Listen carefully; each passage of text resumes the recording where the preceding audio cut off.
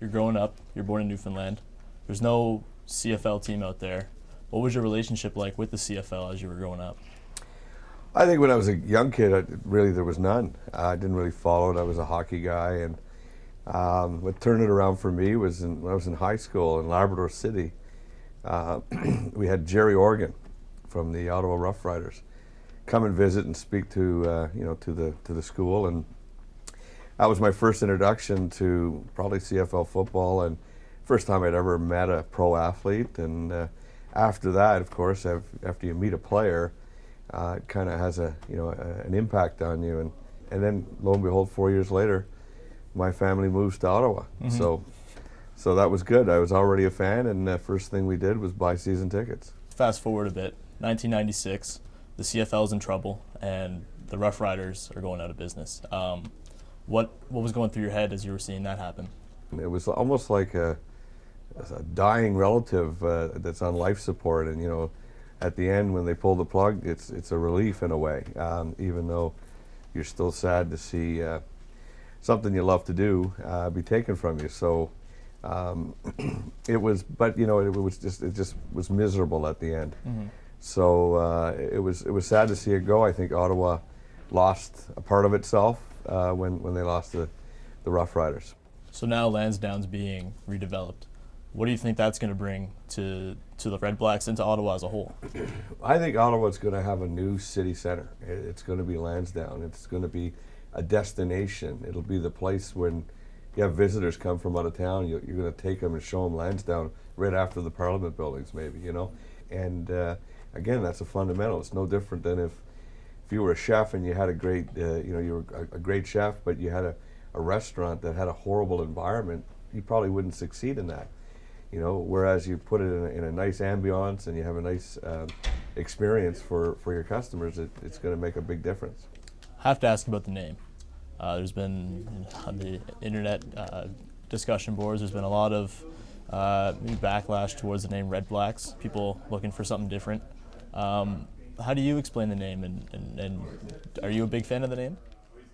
Well, for starters, every name that was out in public, there was a backlash against. In fact, we had an opportunity for fans to suggest names, and 4,500 people suggested a name, and there was 1,000 different ones.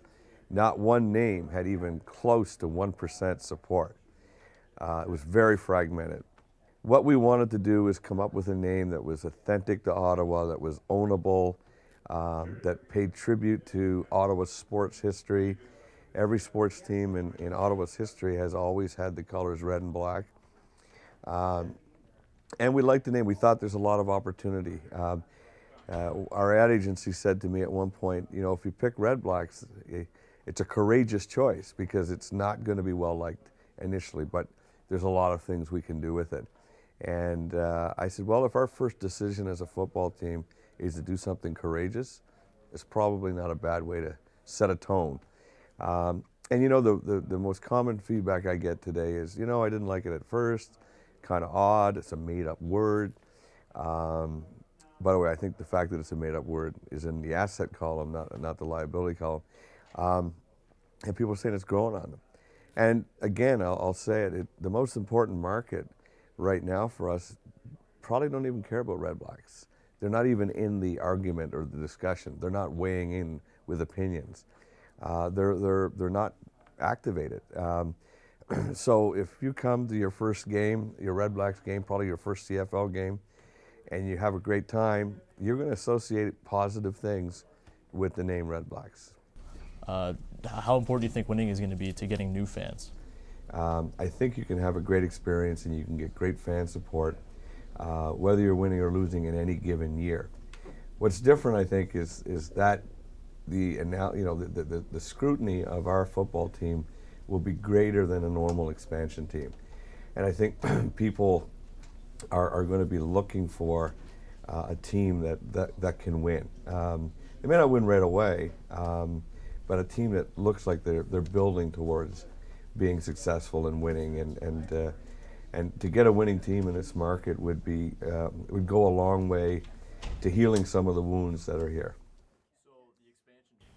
So Sean, looking ahead, what do the next couple months look like for the team? The next couple of months are going to be really important for the Redblacks. In January, it's the CFL expansion draft, which is where the Redblacks are going to fill out their roster from players around the league on different teams. And this year, there's a really big rule change that's different from 2002 when the Renegades were filling out their roster. This year, teams in the CFL can only protect one of their quarterbacks. So that's going to mean that with all the good backups that are out there, there's going to be at least one or two quarterbacks available to the Redblacks that are really going to give them a good start. And which quarterbacks are available? Who are they looking at? A guy who comes to mind is Zach Collaros in Toronto. He was the backup to Ricky Ray, and Ricky Ray isn't going anywhere. But while Ray was hurt this year, Collaros stepped in and was pretty good for a good stretch of the season. So you could see the Redblacks being interested in him. And then as a veteran guy to mentor the younger guy they bring in, you could see a guy like Kerry Joseph, who was the face of the franchise for the Renegades from 02 to 06. He's 40 years old now, so he's near the end of his career, but it might be interesting to see if they bring him in as a mentor to the young guy they do bring in. So predictions, does Ottawa have any chance of putting a competitive team on the field? Like with any expansion team, it's going to be tough at first, although they will have a good quarterback to start off. But to fill out the rest of the roster, it's going to be tough. It's going to take a few years to build the program up. But with the good quarterback, they're off to a better start than they were in 02. Perfect, thanks Sean.